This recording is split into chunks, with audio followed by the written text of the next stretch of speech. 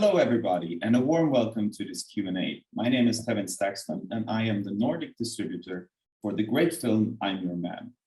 I am delighted to be joined by the film's writer and director, Maria Schrader. Welcome, Maria. Hello, Kevin. Very nice to meet you. Hello to the audience. I'm very sorry I can't be there. I haven't been in Stockholm yet. I would love to be there amongst you. And it's very rare that I've seen a projection of this film together with an audience. It just happened once at the Berlin Festival. And I'm very sorry I can't be with you tonight. It's great that we have these technological advancements that can make us do a Q&A instead. And let me start by saying that I found the film to be both very moving and thought-provoking. And speaking of technology, has the film changed how you view both AI and personal computers in your own life after making it? I think it has changed my perspective on the human being, because in the confrontation with someone like Tom, who is so perfect, I kind of fell in love again with the imperfection of all of us. And, you know, doing my research and speaking to people who do develop humanoid robots, you know, it might happen in the future that there are individuals like Tom, a species, who might look at us like we look at animals for the moment, you know, sweet, but, you know, very imperfect. So we should be maybe a bit tender with ourselves and understanding and, you know, all the idiotic, instinctive sides of us. We should sometimes maybe embrace a little more. And I think that's a very interesting starting point, because Alma's reaction and interactions with Tom in the beginning of the film is often centered around her kind of provoking him in a way. Like she wants to draw out emotions of him, either anger or confusion. It's testing him. And I was wondering, how did you develop these kind of interactions between Alma and Tom when writing the script and later on shooting the film?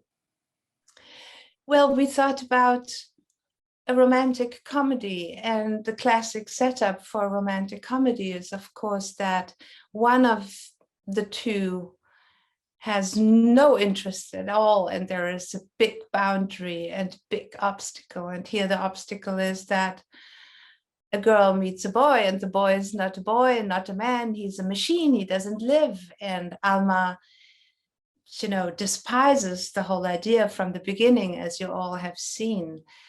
And then it turns out that Tom is maybe an even more civilized individual than the human beings are, and not self-centered, and a very strange mixture between masculinity and naivety, and really interested in Alma's needs and to learn.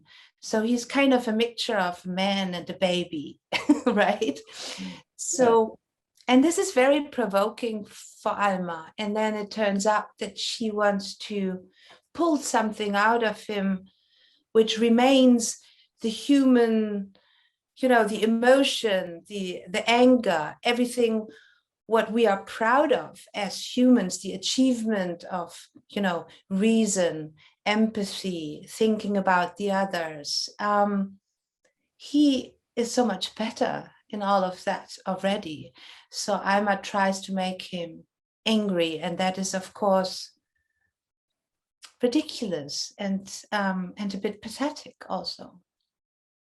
Yeah, and I think it's interesting that you said that you started with a romantic comedy in mind, which the film is at times very, very funny, but it almost always remains grounded in the reality that you have created for the film. It never breaks this. And I was wondering, was this ever a difficult process to balance two aspects? Like you have the comedy on one hand, while also trying to create interesting thoughts for an audience. Yes, I think the writing process of this script was was very interesting and very enjoyable. And as you might have read, it's inspired by a short story. And the short story goes a very different way and in a tradition of, AI stories or, the creation of men. And it leads to destruction and death. And so my co-writer Jan Schambok and I, we were interested in, maybe it's not this typical tale. Maybe we don't have to fear the machine. Maybe this machine wants to learn about humanity and wants to serve. This is his purpose, right? Tom is created. The reason for his existence is to make an individual, a human being, happier. So he's very much in peace with being a servant of this idea. And so it started out, we are all used to already, AI and robots doing, our gardens and organizing the traffic and the streets and the air. We are surrounded by, machines and intelligent machines. So why not a machine who we can love ultimately? And how would it start with having a blind date with a machine, and what kind of compliments an algorithm would, create for you, Tevin, specifically for me, Maria? Maybe it's something different than for Alma. So that is, of course, funny. And but at the end of the day, it's not only funny, it's also a lot about loneliness and human loneliness. And even Tom, as a artificial individual, during the writing process, we started to feel for him in his loneliness of trying so hard. And so I think it's it's a genre mix. It's not really a romantic comedy. There's something very melancholic about it. And I was very surprised and also very happy when I first showed the movie that people were touched by it also. And a friend of mine started crying, and very different reactions to it. And in fact, it makes me happy. Last sentence, I'm sorry, I don't want to stretch you all. You have seen it, but it's always something I also seek for when I go to the movies, to be confronted with something which is maybe new to me. And in this particular case, we knew while starting writing the script that the encounter of these two people might ask questions of our future we are not prepared to answer yet. Are we able to love an individual who doesn't breathe, who doesn't die, and still is very tender and very understanding? I don't have an answer for that, but it's very interesting, but also frightening. Yeah, no, I mean, the way the film works so great is that you have an outsider like Tom who looks at humans, and therefore you can see how we interact and maybe how strange we are as well, in the way you might think Tom is strange. But without the actors, you have no chemistry between both the character Alma and Tom. So I was wondering, what was the casting process like in finding the two main roles for the film? So Maren Eggert, who plays Alma, is a Berlin-based actress. And I am too. So I'm also an actress, and we played at the same theater. And Germany, or Berlin, maybe it's the same in Stockholm, that if you work for some decades in this industry, you know your colleagues, and and so I was very aware of Maren Eggert, and still I asked her to come to a casting with other wonderful actresses, and I very much fell in love with her very human approach to the scenes. She would be an actress who just throws herself into a situation and let things happen. And I think she's just wonderful in her naturalism, in her enormous beauty also as a human being, in her vulnerability. So I was very happy to convince her to play Alma. It wasn't that hard. She liked the script. And then with Dan Stevens, during this writing process, we already thought it might be very interesting to not have a German-speaking actor playing Tom, because there is some strange, some foreign element if he speaks very good German, and if as Tom even a better German, and it's very demanding, the lines he's speaking. And it would be nice if there is some kind of a flavor which gives him a foreign aspect to accept that Dan Stevens is not Dan Stevens, but a robot.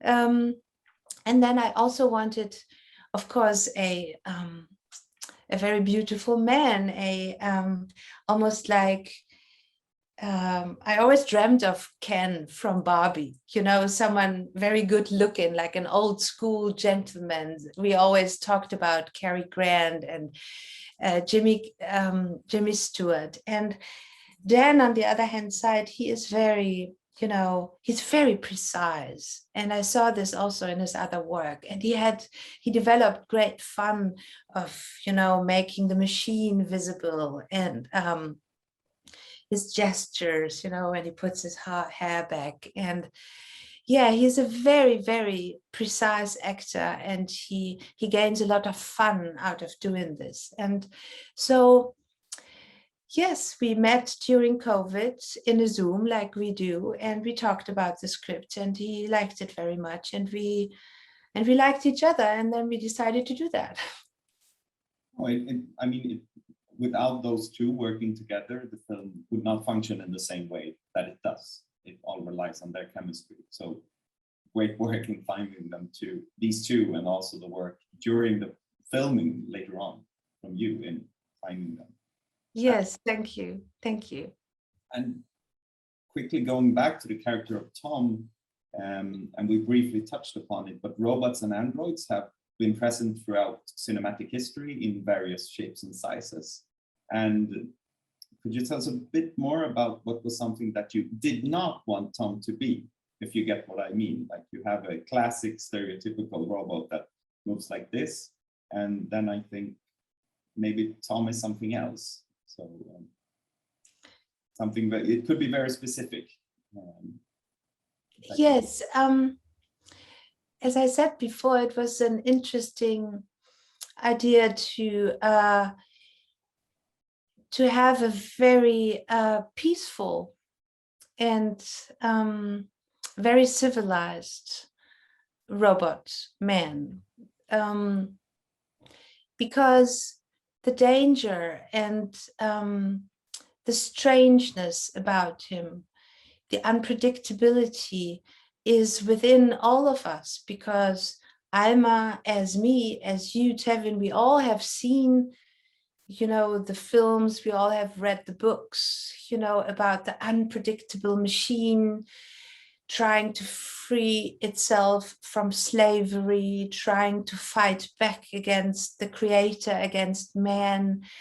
So of course, Alma can also not treat Tom like a human, like she treats her ex-boyfriend or, other humans.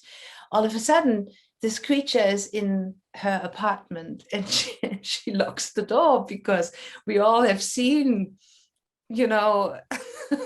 how frightening it can be to be confronted with a machine in a human body, or,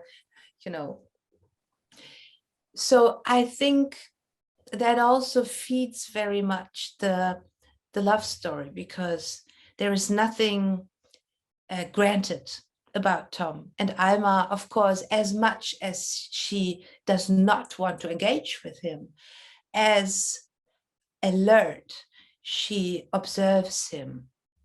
She is like, she's very highly awake and observes everything he does. And I think this is the best soil for love and falling in love. Yes. Interesting to hear. But I think that's also what makes Tom unique, is his quietness and his gentleman appearance. He's not what you think he is in multiple ways, I should say. And we touched upon future. Finally, any exciting projects that are coming up for you that you can talk about? Because we're all excited to hear what the next thing might be. Yes, I can talk about a project I just finished shooting. Just last week, I finished an American feature film, and it's about the two journalists from the New York Times who published the first article about Harvey Weinstein and his wrongdoings in October 2017. This is what I did for Universal Pictures, and I will go into editing on Monday. So it will be released in November 2022.